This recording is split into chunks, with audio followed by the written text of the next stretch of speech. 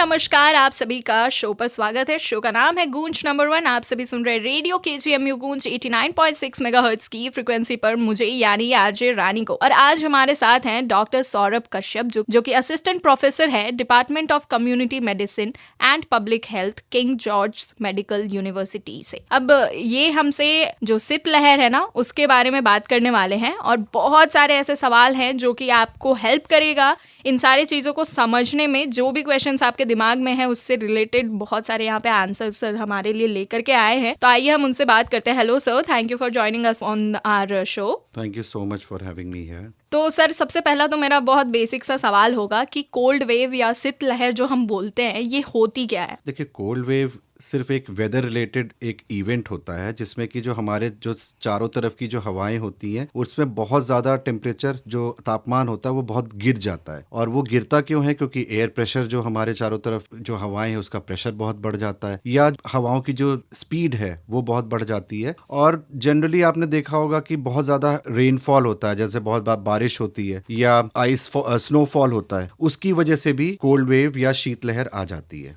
तो सर कहाँ पे और कब जो है कोल्ड वेव हमें जनरली देखने को मिलता है? देखिए, ये रीज़न मेरा इसलिए कोल्ड वेव के बारे में जानकारी देने का था क्योंकि जो हमारा प्रदेश है जो कि उत्तर प्रदेश है वो सबसे ज़्यादा इफेक्ट होने वाला प्रदेशों में से एक है। वैसे तो बहुत से प्रदेश हैं जो भारत में जो इफेक्ट होते हैं, लेकिन जो अमूमन जो है जो जम्मू एंड कश्मीर और हिमाचल प्रदेश, पंजाब, हरियाणा और हमारा प्रदेश तो है ही है। तो ये चूंकि हिमालयाज से ढका होता है तो सारी वेव्स जितनी भी एयर की जो स्पीड होती है वो उससे रुक के वापस हमारे प्रदेश में ही घूमती रहती है। तो इसकी वजह से हमारा प्रदेश बहुत ज़्यादा इफेक्ट होता है।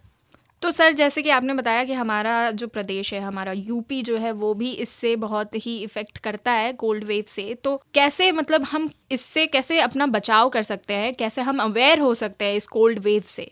देखिए, दो चीज़ें हैं। एक होता है कि आपको हर 4-4 घंटे पे एक वार्निंग आती है तापमान से रिलेटेड। वो जो इंडियन मेट्रोलॉजिकल डिपार्टमेंट है वो अपनी वेबसाइट पे जो कि mosam.imd.gov.in है उस पे वो हर 4 घंटे पे अपडेट करते हैं। एक होता है रियल टाइम मैप आता है जो आप उनकी जो वेबसाइट है IMD कोल्ड वेव उस पे आप लॉग इन करके देख सकते हैं। वो आपको फ्यूचर का भी बता देता है प्रेडिक्शन की किस दिन ज़्यादा टेम्परेचर कम होगा, किस दिन टेम्परेचर नॉर्मल रहेगा, तो उससे आपको पता चल जाएगा।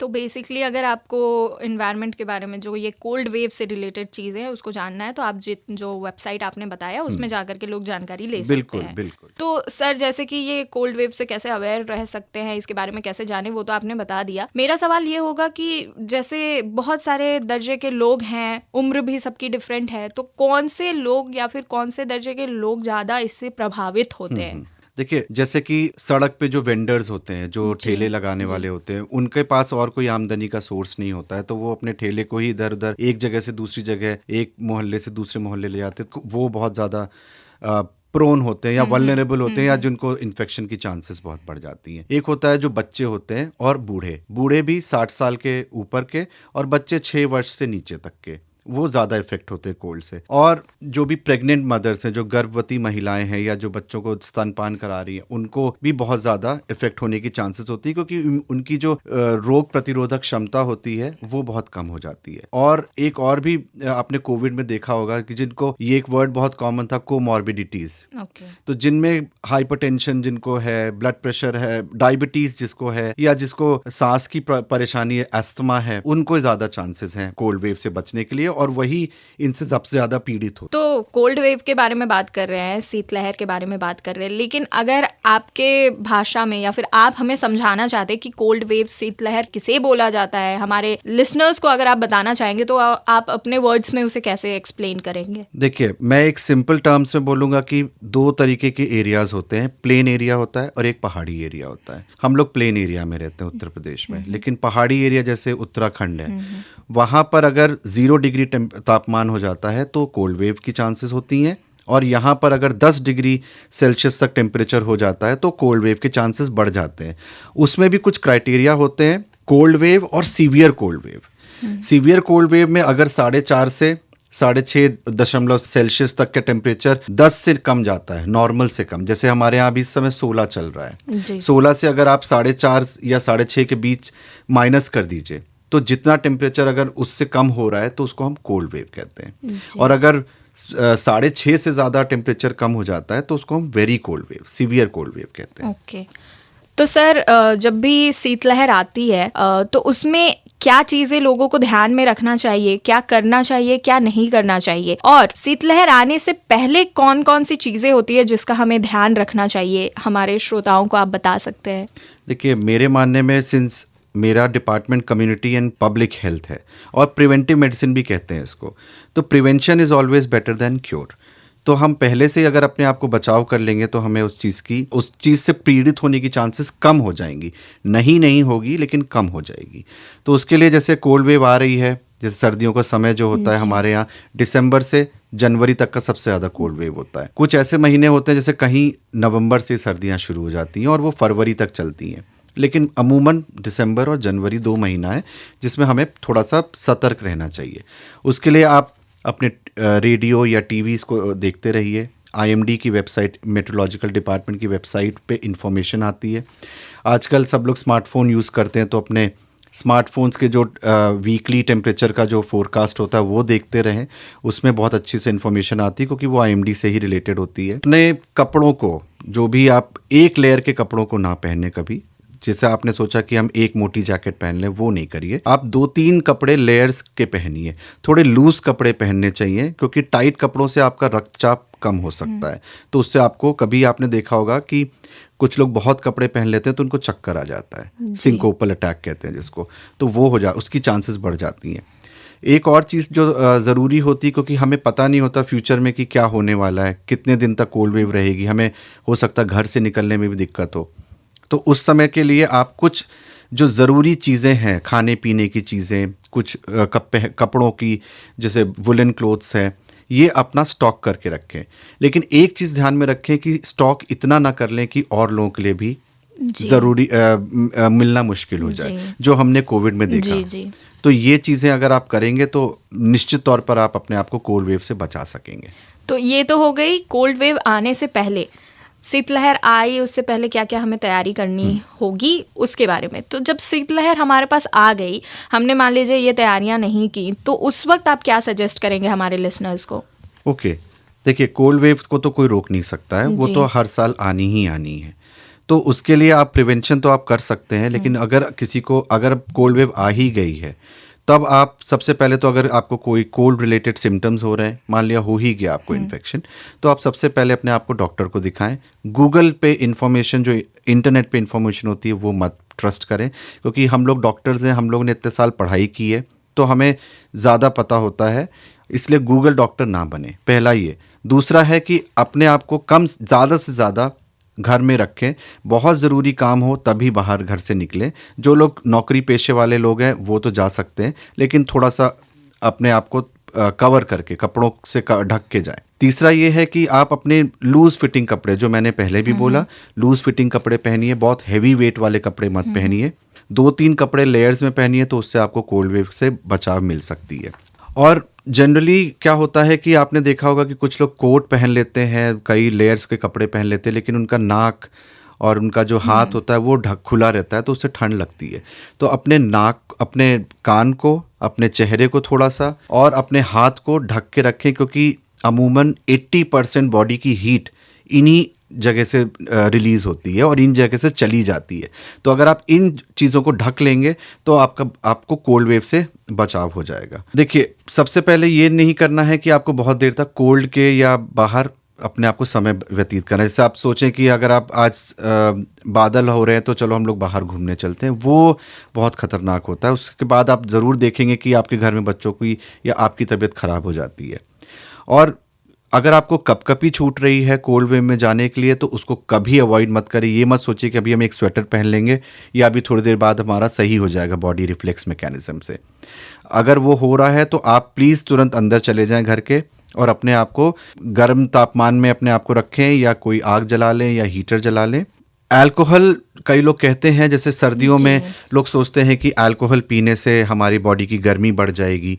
वो बहुत ही ख़तरनाक होता है, क्योंकि अल्कोहल से हाइपोथर्मिया की चांसेस बढ़ जाती हैं। मतलब उससे, अल्कोहल जब आप पीते हैं तो आपकी शरीर की नसें सिकुड़ जाती हैं तो बॉडी में हीट उतनी डेवलप नहीं हो पाती, जनरेट नहीं हो पाती है। ओके। तो ये जो लोगों की भ्रांति है कि शराब पीने से हमारी बॉडी में गर्मी आ जाएगी, बिल्कुल गलत है। और अपने आप को मसाज मत करिए जहाँ पर आपका लग रहा है कि कोल्ड हो गया, जैसे आपके हाथ में बहुत ज़्यादा ठंडक हो गया है, तो कुछ लोग करते हैं कि मसाज करने लगते हैं कि मसाज करके हम अपने रक्तचाप को बढ़ा लेंगे तो हमारा गर्मी आ जाएगी। वो बिल्कुल भी मत करें जहाँ पर आपको बहुत ज़्यादा ठंड लग रही है, सीधे सीधे आप अपने आप को गर्म जगह पे ले जाएं। और कभी भी कोई भी जो अफेक्टेड पर्सन है, जिसको बहुत ज़्यादा कोल्ड लग रहा है, उसको पानी पिलाते रहें थोड़ी थोड़ी देर पे। उसका हाइड्रेशन बहुत ज़रूरी है मेंटेन करना। और किसी भी इंसान को या किसी भी हैजार्ड को, मतलब अगर कोई चीज़ आपको लग रही है कि शीशा टूटा हुआ है तो उसको कभी अनअटेंडेड ना छोड़ें, उसको हमेशा कवर कर लें, क्योंकि आप जितना अपने कमरे को गर्म करेंगे वो उस टूटी हुई खिड़की या पर दरवाज़ों के नीचे से वो गर्मी जाती रहेगी और वो आपका रूम ठंडा हो जाएगा। तो ये चीज़ें अगर आप करेंगे तो आप निश्चित तौर पर कोल्ड वेव से या कोल्ड वेव की मार से काफ़ी आपका कम हो जाएगा। तो डॉक्टर साहब, जैसे कि आपने बताया कि मसाज नहीं करना है, तो लेकिन बहुत सारे लोगों का, अब मुझे नहीं पता ये मिथ है या फिर जनरली ये फैक्ट है, पर बोला जाता है कि हॉट ऑयल से आप अगर अपने बॉडी को मसाज करें या हॉट ऑयल इन जनरल भी आप सर्दियों के दिन में लगाओ तो आपको एक वार्मथ आपके बॉडी में मिलता है। तो क्या ये सही है? देखिए, जनरली हॉट ऑयल या ऑयल जो होता है ये एक अपने आपकी बॉडी के ऊपर एक लेयर बना देता है। लेयरिंग से क्या होता है कि जो हवाएं, जो शीत लहर होती है जो आपकी शरीर से, त्वचा से डायरेक्ट टकराती है, उसके ऊपर एक बैरियर चूंकि आपका ऑयल के फॉर्म में होता है तो वो उतना इफेक्ट नहीं आता है। इट इज़ जस्ट लाइक कि अगर आप गाड़ी चला रहे हैं, आपने सर पे हेलमेट रखा है, तो एक्सीडेंट के अगर हो भी जाएगा तो चोट आने की क्षमता, मतलब जो प्रोबेबिलिटीज होंगी वो कम हो जाएगी। उसी तरह ऑयल लगाइए आप, बेशक ऑयल लगाइए और गर्म करके भी ऑयल लगाइए, लेकिन मसाज नहीं करिए, उसको लगा के छोड़ दीजिए। आपका शरीर अपने आप गर्म हो जाएगा। ओके। तो डॉक्टर साहब, एक टर्म है हाइपोथर्मिया, तो ये सरल भाषा में क्या होता है, हमारे श्रोताओं को आप बता सकते हैं? देखिए, हाइपोथर्मिया अगर हम सरल भाषा में या एक लेमन के लैंग्वेज में बोलें तो आपके शरीर का तापमान जब कम हो जाए सामान्य से, उसको कहते हैं हाइपोथर्मिया। बॉडी में हाइपोथर्मिया कहते हैं और सराउंडिंग में कोल्ड वेव कहते हैं। तो कोल्ड वेव और हाइपोथर्मिया, कोल्ड वेव हम एक नॉन लिविंग थिंग के लिए कहते हैं, हाइपोथर्मिया एक लिविंग थिंग के लिए कहते हैं। तो ये हाइपोथर्मिया जो है, ये इससे कौन ज़्यादा ग्रसित होते हैं, या फिर कौन से ऐसे तबके के लोग हैं, कौन से एज ग्रुप है जो ज़्यादा इससे इम्पैक्ट करता है, इफेक्ट होता है? देखिए, जैसे मैंने पहले बताया कि जो वल्नरेबल पॉपुलेशन या जो अफेक्टेड पॉपुलेशन होती है कोल्ड वेव के लिए, वो स्ट्रीट हॉकर्स होते हैं या जिनके पास घर नहीं होता, जो आपने देखा होगा फुटपाथ पे सोते हैं, उनके पास ओढ़ने को भी ज़्यादा कुछ नहीं होता। अगर ओढ़ भी लेते हैं तो भी वो कोल्ड वेव से ग्रसित हो सकते हैं। और जितने भी जो मैंने बताया कि एल्डरली एज ग्रुप, जो 60 वर्ष के ऊपर के लोग हैं, वो ज़्यादा इफेक्ट होंगे। बच्चे, जो छोटे बच्चे होते हैं, उनके अंदर जो होता है कि थर्मो रेगुलेटर्स, जो थर्मोस्टैट कह लीजिए, जैसे जो एसी में होता है, वो उनमें नहीं होता इतना डेवलप, तो वो अपने टेम्परेचर को कम ज़्यादा नहीं कर पाते हैं, तो इसलिए वो ज़्यादा इफेक्टेड होते हैं। तो ये जो पॉपुलेशन मैंने आपको बताया, एंड जो बहुत ज़्यादा लोग शराब का पान करते हैं या ऐसे ड्रग्स से जो लोग खाते हैं, उनको कोल्ड वेव से ग्रसित होने की चांसेस बढ़ जाती हैं। तो डॉक्टर साहब, इसके सिम्टम्स क्या है? देखिए, सबसे आसान है कि कोल्ड वेव में जो इंसान होगा, जिसको लग गया होगा, शीतलहर से जो इफेक्ट हो गया होगा, वो बहुत ही लेथार्जी लगेगा, मतलब वो बहुत सुस्त लगेगा। उसको लगेगा मुझे बहुत सुस्ती आ रही है, मुझे बहुत ज़्यादा नींद आ रही है, उसका बहुत ज़्यादा कांप रहा होगा, वो आप देख के ही पता लगा लेंगे। उसका माइंड जो होगा बहुत कंफ्यूज स्टेट में होगा, मतलब उसको लगेगा कि अभी दिन हो रहा है कि रात हो रहा है, थोड़ा सा उसका डिसोरिएंटेशन हो जाएगा। और उसके हाथ जो होंगे वो बहुत एक जगह कंसंट्रेट नहीं कर पाएंगे, तो हाथ आकर आप सीधा रखेंगे तो वो कांप रहे होंगे और एक सीधे डायरेक्शन में वो रुके नहीं रहेंगे। कुछ लोगों को बोल नहीं पाते, उन लोग की आवाज़ बंद हो जाती है कोल्ड वेव से, बहुत ज़्यादा जिसको इफेक्ट होता है। और अगर आवाज़ भी निकल रही है तो बहुत ऐसे निकलेगी जैसे उसने बहुत ज़्यादा दवाई खा रखी है, तो उनकी आवाज़ बहुत स्लर्ड स्पीच, जिसको हम लोग कहते हैं, वो होती रहेगी। बच्चों में, ये तो हम अडल्ट में बता रहे हैं, जी। बच्चों में क्या होगा कि वो बहुत लिस्टलेस रहेंगे, मतलब बहुत ही एनर्जी से लो रहेंगे, वो बहुत एक्टिव नहीं रहेंगे बच्चे। वो रोएंगे भी तो बहुत धीरे धीरे रोएंगे, एक्टिविटी भी बहुत कम हो जाएगी, उनकी खाना पीना बंद कर देंगे वो, और उनकी स्किन जो होगी वो बिल्कुल सुर्ख लाल रंग की हो जाएगी। तो अगर आपको ये सारे साइन एंड सिम्टम्स मिलते हैं किसी भी लोगों में और बच्चों में, तो इसका मतलब उसको कोल्ड वेव हो सकता है, लेकिन कोल्ड वेव के सीजन में। तो डॉक्टर साहब, जैसे कि आपने वर्नेबिलिटी बताया, तो उसमें मोस्टली हमने इसके बारे में बात किया कि ओल्ड एज में जो है या फिर जो चिल्ड्रन है एंड जो बाहर रहते हैं, लेकिन अब ऐसा ना हो कि अडल्ट्स ये सोचे कि हम सेफ हैं, तो उनके लिए आप क्या बोलना चाहेंगे जो ये सोच रहे होंगे कि ठीक है हम मिडिल एज्ड में हैं तो हम सेफ है, इससे हमें उतनी इससे परेशानी नहीं होने वाली है? देखिए, मैंने एक चीज वर्ड यूज किया था, वल्नरेबल मतलब कि जो जिनको ज़्यादा इन्फेक्शन की क्षमता है, चांसेस हैं। इसका मतलब ये नहीं है कि जो लोग उस एज ग्रुप में नहीं आ रहे हैं वो बिल्कुल सेफ हैं या इम्यून हैं। कोविड में आपने देखा कि हर एज ग्रुप के लोग इफेक्ट हुए। हाँ, जिनको हाइपरटेंशन और डायबिटीज़ था उनको ज़्यादा चांसेस हुई, उनमें बहुत डेथ भी हुई। ऐसा नहीं है डेथ नॉर्मल पर्सन में नहीं हुई, लेकिन इनमें ज़्यादा हुई। तो इसी तरह कोल्ड वेव में भी है कि जो एल्डरली हैं या बच्चे हैं और प्रेग्नेंट हैं और जो स्ट्रीट हॉकर्स हैं या होमलेस हैं, इनको ज़्यादा चांसेस हैं होने की, क्योंकि इनका इम्यून सिस्टम ज़्यादा वीक है। ऐसा नहीं है कि जो लोग जा रहे हैं या हमारे एज के जो एज ग्रुप के लोग हैं वो लोग अफेक्ट नहीं हो सकते। अफेक्ट कोई भी हो सकता है, बट चांसेस उनके इफेक्ट की होने की ज़्यादा होती हैं, हमारे में कम होती। तो डॉक्टर साहब, जैसे कि आपने हमें बताया कि क्या क्या इसके सिम्टम्स हैं हाइपोथर्मिया के, तो अगर मान लीजिए किसी को हाइपोथर्मिया हो जाता है तो उसके बाद वो जो एक बोलते हैं ओवर द टेबल मेडिसिन कोई ले लेता है, कोई घर में कुछ उपचार कर लेता है, आपके होम रेडी रेमेडीज होते हैं, तो ऐसा कुछ है जो क्विकली आप कर सकते हैं अगर आप हॉस्पिटल जाने में थोड़े से लेट हो जाते हैं, तो कुछ ऐसे उपाय जो हमारे हाथ में हो? देखिए, हाइपोथर्मिया कहने को बहुत छोटा शब्द है और सबको होता है, थोड़ा बहुत हुआ होगा आज तक, सबको कपकपी छूटती होगी या कुछ लोगों को वीकनेस लगती होगी। लेकिन मैं आपको बता दूं, हाइपोथर्मिया को हमें बहुत हल्के में नहीं लेना चाहिए। It is an medical emergency. तो अगर किसी को हाइपोथर्मिया के आपको सिम्टम्स लग रहे हैं तो तुरंत से तुरंत अपने आप को डॉक्टर से कंसल्ट करें, जो भी आपका नियरेस्ट डॉक्टर है। अगर आपको वहाँ जाना है तो उसके जाने से पहले कुछ प्रिकॉशंस आप ले सकते हैं ताकि और ज़्यादा इफेक्ट ना हो जाए। जैसे कि आप पीड़ित है उसको आप कवर करके ले जाएं, वहाँ जो भी जिसको भी लेके जा रहे हैं उसके हाथ पैर सर कान अच्छे से ढक लें, उसको धीरे धीरे थोड़ा थोड़ा पानी पिलाते रहें, उससे हमेशा बोलते रहें ताकि वो कंफ्यूज स्टेट में ना चला जाए। और बच्चे, जैसे छोटे बच्चे होते हैं, हम लोग एक कहते हैं कैंगरू मदर केयर, मतलब बच्चों को माँ के स्किन टू स्किन कॉन्टैक्ट से पे लगा के सबसे अच्छा उसको गर्मी मिलती है। तो बच्चे को तो आप ऐसे कर सकते हैं, और सूखे ब्लैंकेट से आप अपने बच्चों को या खुद को भी ढक सकते हैं। कपड़े पहना सकते हैं, टॉवेल पहना सकते हैं। कोई अगर ठंडा कपड़ा है या कहीं गीला हो गया है कोई कपड़ा, उसको शीघ्र चेंज कर लें और सूखे कपड़े पहना के उनको तुरंत से तुरंत डॉक्टर के पास ले जाएं। तो अभी तो हमारे यहाँ शीतलहर आने में काफ़ी समय है, तो आपने बहुत सारी इन्फॉर्मेशन हमें दिया डॉक्टर साहब, उसके लिए थैंक यू। एक लास्ट कोई मैसेज है जो आप हमारे लिसनर्स को देना चाहते हैं रिलेटेड टू दिस और anything? What I would say कि emergency waits for no one and future is unpredictable. So what we have to do कि हमें प्रेजेंट में रहना है तो प्रेजेंट देखें, लेकिन अपने साथ साथ फ्यूचर को भी देख के चलें। जो मैंने बताया, prevention is better than cure, तो प्रिवेंशन करें। बाकी अपना जो भी अगर आपको कोई दिक्कत होती है तो उसके लिए डॉक्टर से परामर्श करें। प्लीज़ गूगल डॉक्टर मत बने, और इंटरनेट पे बहुत सी इन्फॉर्मेशन है जो आपके लिए ज़रूरी नहीं होती है, उस पर बिल्कुल भरोसा ना करें। अपने आप को एक रजिस्टर्ड मेडिकल प्रैक्टिशनर से ही दिखवाएं। जी, thank you so much sir, हमें इतना सारे इन्फॉर्मेशन देने के लिए और हमारे साथ जुड़ने के लिए। Thank you so much for having me here.